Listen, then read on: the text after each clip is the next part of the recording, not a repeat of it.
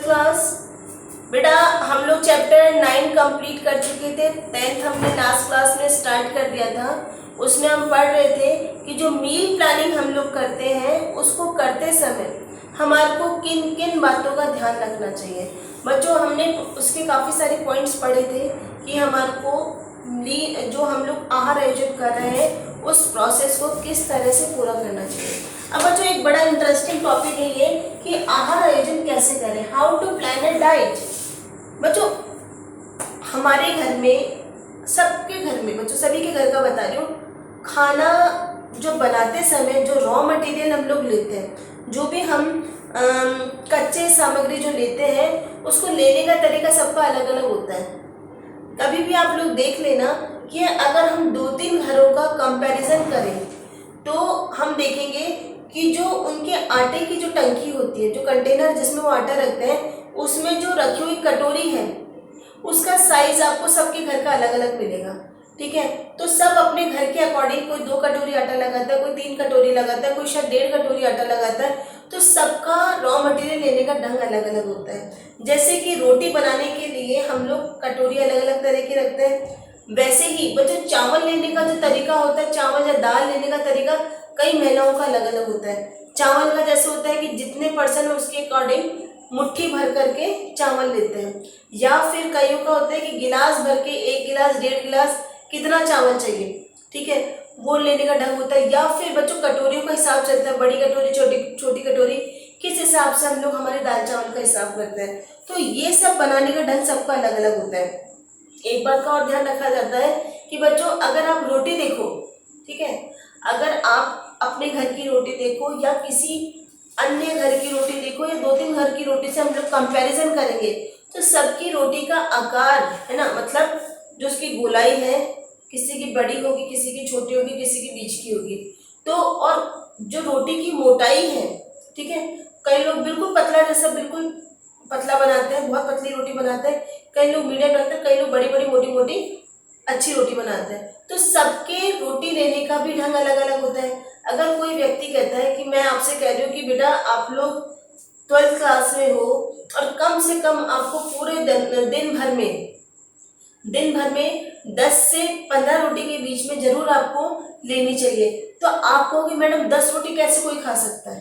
ठीक है, कई घरों में बच्चों पूड़ी जितने लोहे से रोटी बनाई जाती है, सबके घर का अलग अलग मेजरमेंट होता है कि अगर आप 2 रोटी आपके टिफिन में आ रही है, 3 रोटी आपने घर जाकर के खाई, 5 रोटी तो यही हो गई, शाम को आपने चावल खा लिए रोटी की जगह, या आपने दाल चावल का कुछ भी खाया, रात को भी आपने 3 चपाती खाई, तो आराम से 10 तक हमारा कवर कर जाती है। लेकिन कई घरों में, जिनके घर में बहुत पतली पतली रोटियां बनती है, वहां पे अगर आप 3 की जगह 5 रोटी भी आप चलती है तो आराम से व्यक्ति ले सकता है। तो ये बड़ा डिफरेंस होता है। जैसे कि हमारे घर में दाल आपने बनाई, ठीक है, तो कोई कहता है कि मैं तो 2 या 3 कटोरी दाल आराम से पी लेता हूँ, कोई व्यक्ति बोलेगा आपको कि नहीं मैं तो 1 कटोरी दाल लेता हूँ। बच्चों अगर आप देखोगे, जिसने कहा कि मैं 2-3 कटोरी, उनकी कटोरी की साइज शायद छोटी हो सकती है, जो एक बार ले रहे शायद उनकी कटोरी की साइज बड़ी हो सकती है।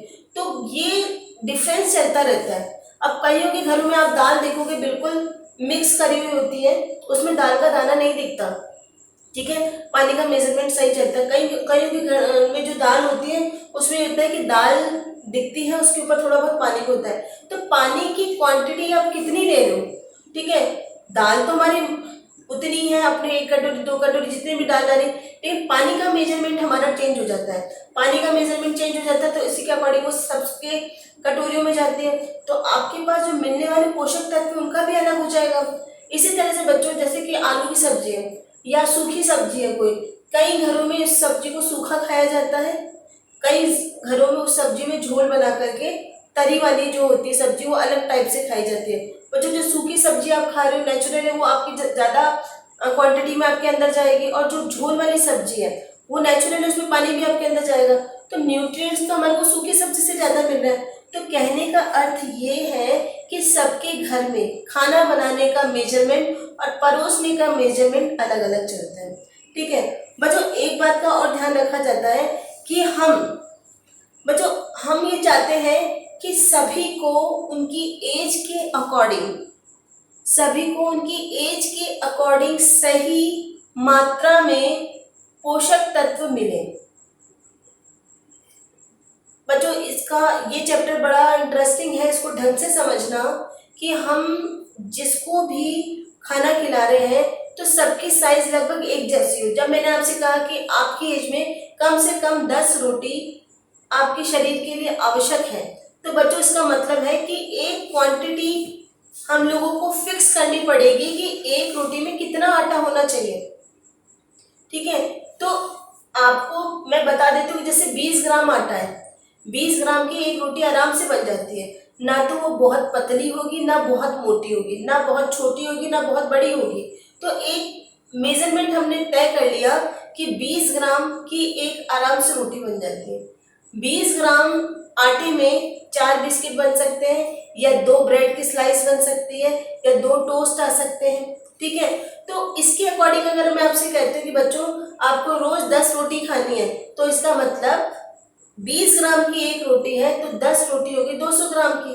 तो 200 ग्राम सीरियल मीन्स अनाज आपके पेट में जाना जरूरी है।